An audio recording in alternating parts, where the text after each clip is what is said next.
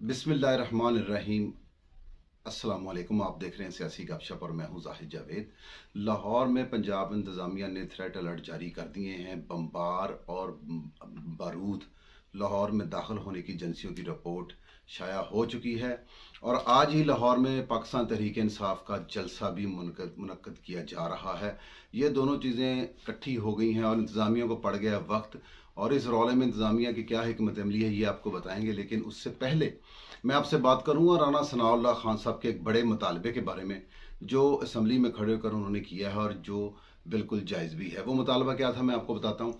राना सनाउल्लाह खान साहब ने ये बात कही है कि जब जस्टिस काजी फायज़ ईसा पर कोई मामला बनता है या इमरान खान की हुकूमत बदनीति पर मबनी एक रेफरेंस भेजती है तो जस्टिस काजी फायज़ ईसा खुद और उनकी फैमिली भी अदालत में पेश होते हैं, अपने असासे शो करते हैं, अपनी हर चीज़ अदालत और आवाम के आगे रखते हैं और वो उसमें सुरखरू भी होते हैं।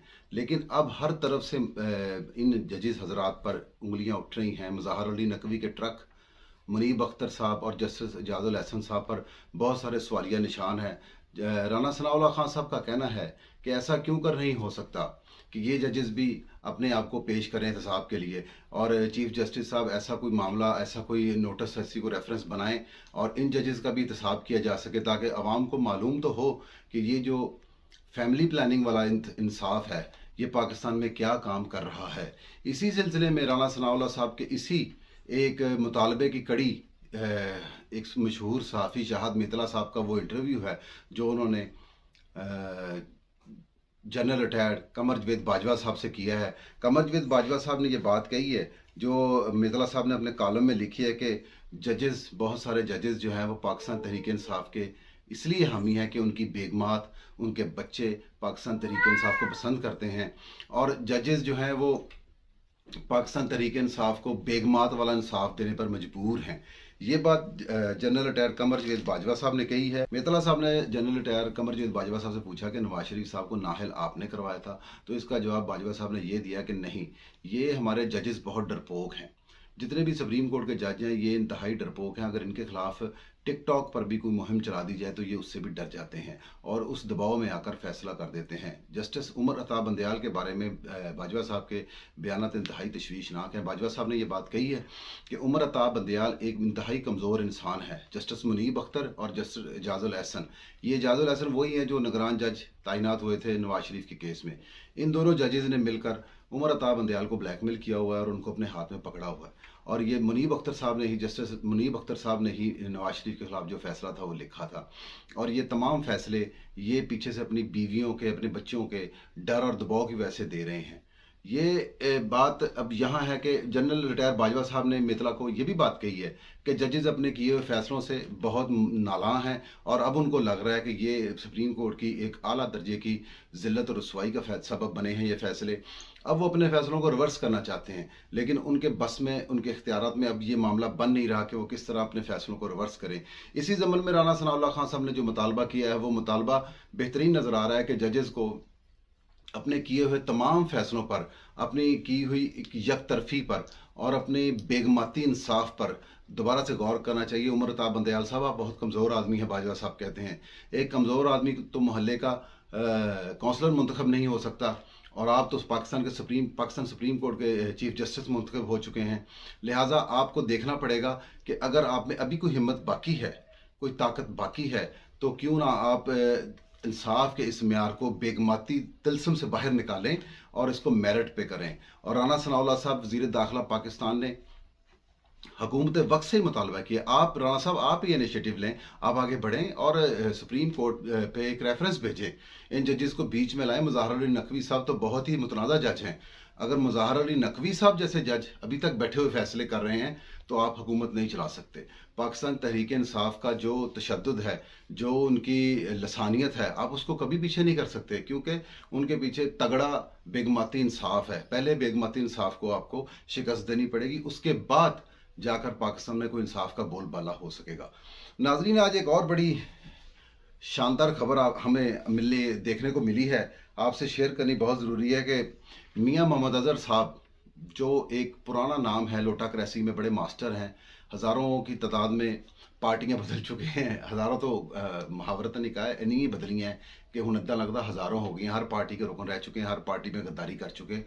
उनके साहबजादे हमाद अज़हर ने आज पाकिस्तान में एक नया काम का आगाज़ कर दिया है। उन्होंने आज पंजाब पुलिस को नाम ले लेकर उनको धमकियां दी हैं। आईजीज़ को, डीआईजी को, एसएसपी साहब को, एसपी साहब को, डीएसपी साहब को, एसएचओस को, सबको नाम लेके धमकियां दी कि आपके सारे नाम हमने नोट कर लिए हैं और जैसे ही हम हुकूमत में आएंगे तो आपके ऊपर मुकदमात करेंगे और ताउम्र आप इन मुकदमात को भुगतेंगे। यानी कि ये चोरी और ऊपर से सीना जोरी वाला मामला हमाद अज़हर साहब ने शुरू कर दिया है कि कहीं ऐसा ना हो कि पुलिस वाले कोई क्रैकडाउन करें, इनकी कोई चोरी चुकारी, इनकी कोई दहशतगर्दी पकड़ें। इससे पहले वो डराने की कोशिश कर रहे हैं।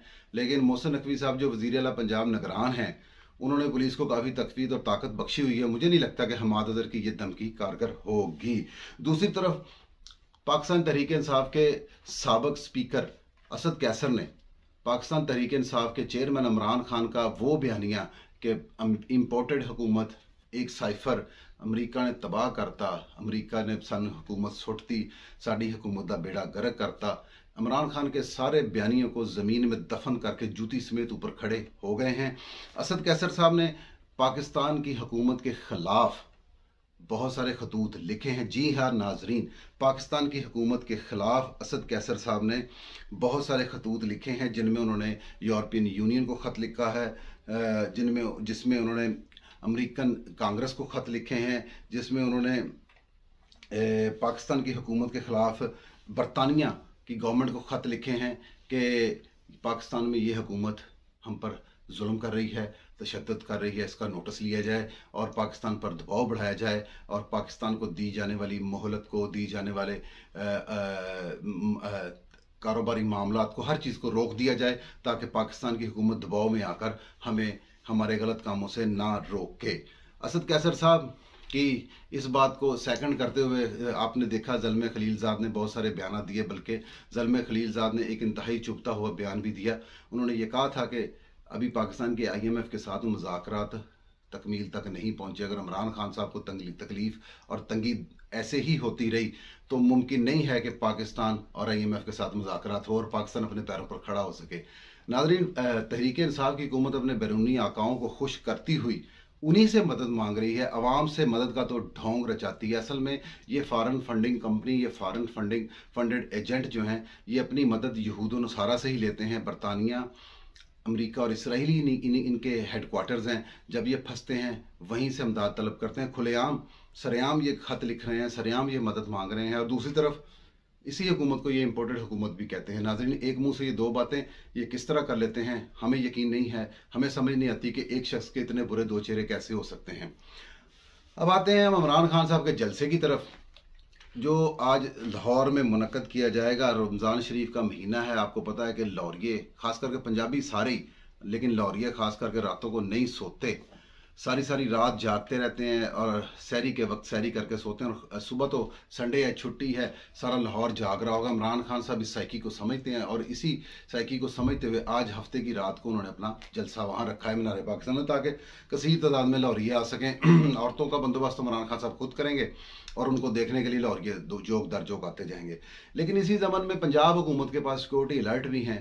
पंजाब हुकूमत को एजेंसीज ने ये रिपोर्ट दी है कि लाहौर में खुदकश बम्बार जो हैं वो या बारूदी मवाद जो है वो दाखिल कर दिया गया है। ये किसी तरीके से इमरान खान के जलसे पर अटैक कालादम तंजीम कोई ना कोई कर सकती है। जैसे वो कहते हैं ना, कुत्ता कुत्ते का वैरी होता है, कोई ना कोई कालादम तंजीम इस कालादम तहरीक इंसाफ की वैरी होती है और होगी, और ये आपस में लड़ पड़े। इसी खदशे को मद्देनज़र रखते हुए पंजाब इंतज़ामिया ने कंटेनर्स लगाकर मुख्तलिफ जगह को बंद करने की कोशिश की है ताकि कहीं पर भी कोई मशकूक सरगर्मी हो, कोई मशकूक शख्स हो, उसको गिरफ्तार किया जाए। इसी ज़मन में पंजाब पुलिस ने बहुत सारे मशकूक अफराद, दहशतगर्दी के हामिल लोगों को, दहशतगर्दी के हुलिये के हामिल लोगों को पकड़ा है। उसके पकड़ने पर तहरीक इंसाफ ने आवाज़ उठा दी है कि हमारे कारकुन पकड़े गए हैं। वो पुलिस वाले मशकूक लोगों को पकड़ते हैं, ये इनके कारकुन निकल आते हैं। इमरान खान के जलसे के बारे में राना सनाउल्लाह खान साहब ने मुतालबा किया कि इनको जलसा ना करने दिया जाए, लेकिन वज़ीर दाखिला के मुतालबे के बावजूद मोहसिन नकवी साहब चाहते हैं कि ये जलसा कर लें, इनका जलसा हो जाना चाहिए। नाजरीन, हम आपको बताएंगे, आप तो अक्सर लोग जलसा नहीं सुनते इमरान खान साहब को, का। लेकिन हम आपको बताते हैं कि इमरान खान साहब अपने जलसे में क्या कहेंगे। इमरान खान साहब अपने जलसे में कहेंगे मैं एनआरओ नहीं दूंगा, मैं इनको नहीं छोड़ूंगा, वो जो लंदन में बैठा हुआ सारा कुछ वो कर रहा है, जनरल बाजवा करप्ट था, ये कठपुतली था, और अगर उन्होंने मुझे जेल में डाल दिया तब भी मैं इलेक्शन जीत जाऊंगा। हम ये इलेक्शन लड़ेंगे, हम हर सूरत में इलेक्शन जीत जाएंगे, हम बहुत ताकत में हैं, अवाम मेरे साथ है, ये समंदर है, ये दरिया है, ये नाली है, ये गटर है। यही बातें इमरान खान साहब करेंगे। ये मेरी बातें आप एडवांस में नोट कर लें, मेरा व्लॉग उनके जलसे से बहुत पहले आ रहा है, लेकिन अब देख लीजिएगा तकरीबन ऐसी ही बातें वो करेंगे। ये पुराना रिकॉर्ड चलाते हैं नाज़रीन। आज तक के लिए इंशाअल्लाह ताला इतना ही। कल फिर मिलेंगे। जिस हाल में रहें, जहाँ रहें, अल्लाह की अमान में रहें।